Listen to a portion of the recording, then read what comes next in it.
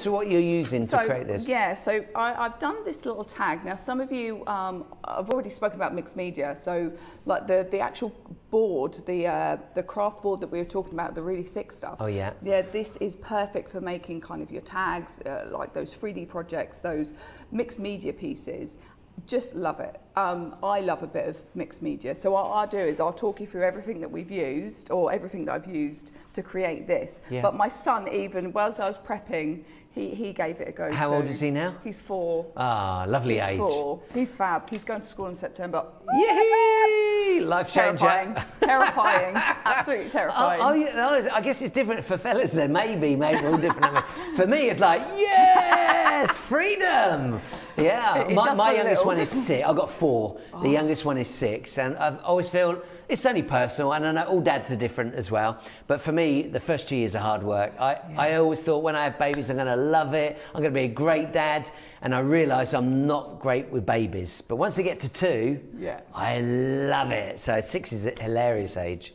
It was the sleep the first couple of years that done me in. But you might find that freedom when you go to school. You'll enjoy it. Yeah, I think I will. I just won't know what to do with myself. So he did this paintwork, did he? So yeah, he did this one. So this was my demo prep. Yeah. I was trying out my technique, and he decided he wanted to do a little bit too. He did a good job. So he comes in my craft room with me. Yesterday we made a dinosaur T-shirt for him. Nice. Using the scan and cut and an applique kind of thing that I did. So it sounds like you're training him up for television.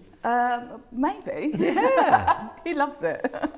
He's so funny. He said to me, he goes, "Mum, I say hello to you, but you don't say hello back." Because he's watching the TV at home. I'm like, "Oh, it's because I can't hear you, darling." I said, "I'll make sure I say hello." Well, in a couple of minutes, we're going to be going to a short break. It'll be a 3-minute break. This is the perfect time to go and get your BOGO deals on all of that card stock. But if it's okay with you at home, we'd like to get started on the demonstration, and then we'll take the break, and then we'll finish it off on the other side. That way, we can hook you in and keep you watching. Don't go anywhere. All right, let's get started. Right, let's get started. So I'm doing a little bit of a mixed media thing. I've got a couple of die cuts that you might know. So this is one of the Tim Holtz, his geometric animals. Then I've got some bits from Stamps by Me, their labels, and it's a Tim Holtz die that I did the tag with. But I know Stephanie is coming up with some similar tags. I did have to put this through because it is quite thick, my machine a couple of times. Okay. But that's because it is so thick. Yeah. But if you've got a deep dish die, then it will go through perfect each time. So I've got here just a plastic plate, so you might know these. And I'm using this because, one, I really like the pattern that's on it, and it's really easy to clean up. So I've just got some Art Deco paints, and I'm going to bring those in. So I've got a little bit of this turquoise, which is fabulous. I do get very messy. I'm a messy crafter, and I can't help it. And what we're going to do is we're going to just brayer across this. Okay. What's your son's name? My son's name's Theo. Theo. So is this what Theo was doing yesterday? This is what Theo was doing yesterday.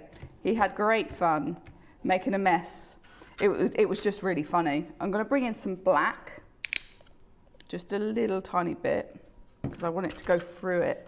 So I'm just going to touch a little bit of it on there and roller it through, because I feel like I've got a little bit too much paint, but I just want to get a smudge. There we go. Yeah. That's what we want. Now I'm just gonna heat set that. Yeah. So you could just let it dry, but obviously we'd only have a certain amount of time. Yeah.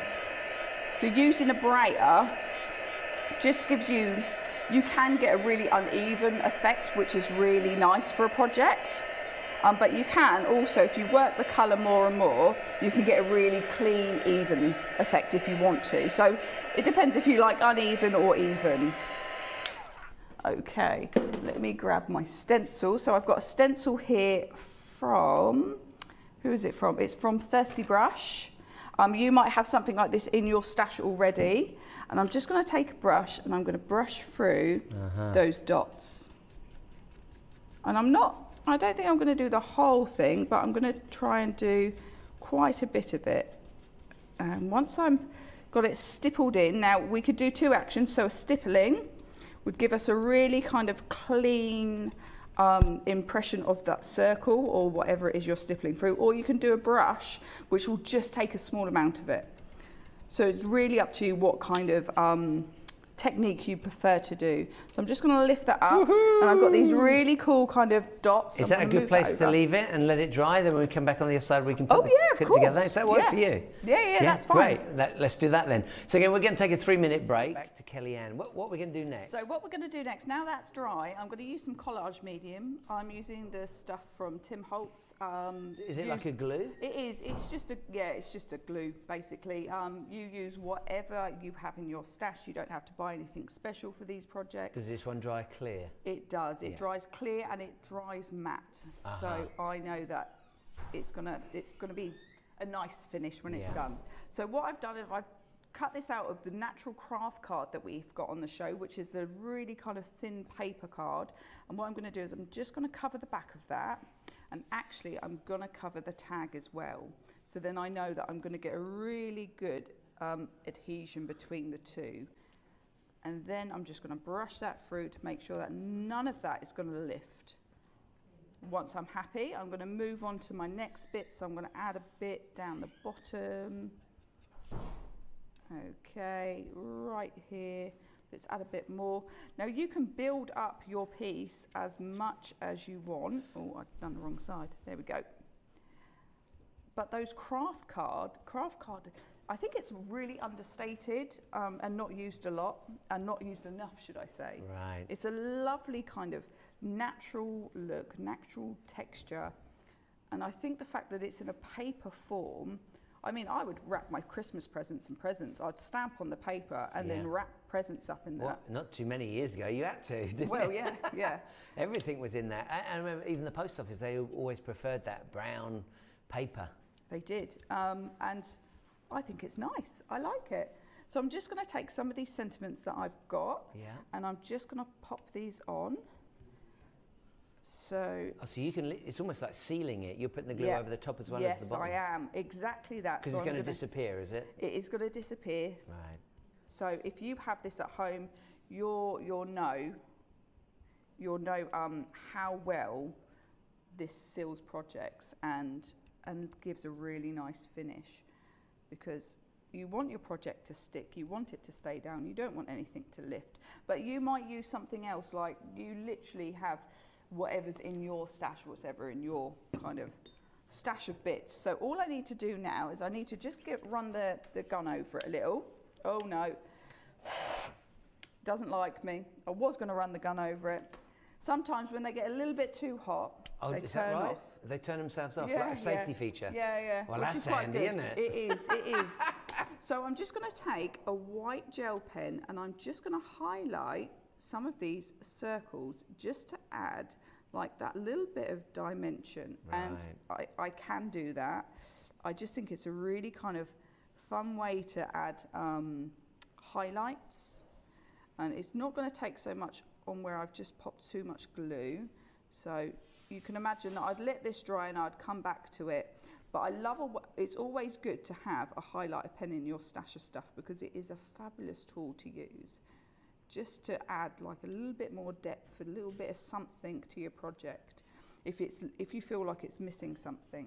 So all we need to do now is pop in our ribbon, and we have got ourselves a really fun little tag.